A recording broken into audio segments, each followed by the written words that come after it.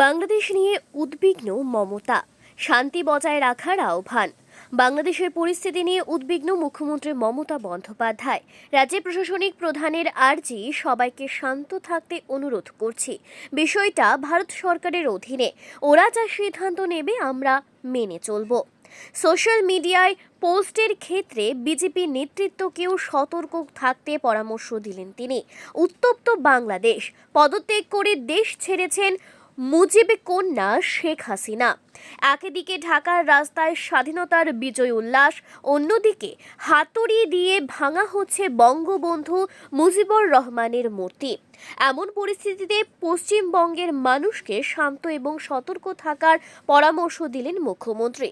তার কথায়, আমাদের বাংলায় কেউ যেন কোনো উত্তেজনা না করায়, উত্তেজনায় পা না দেয়। বিষয়টা ভারত সরকারের অধীনে, ওরা যা সিদ্ধান্ত নেবে আমরা মেনে চলব। মুখ্যমন্ত্রী সাফ কথা, ভারত একটা দেশ, বাংলাদেশ একটা দেশ।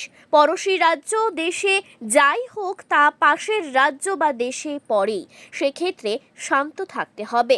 সব সন্তানরা ভালো থাকুন, সকলেই আমাদের ভাই বোন। বাংলাদেশের ঘটনায় আমরা সবাই উদ্বিগ্ন।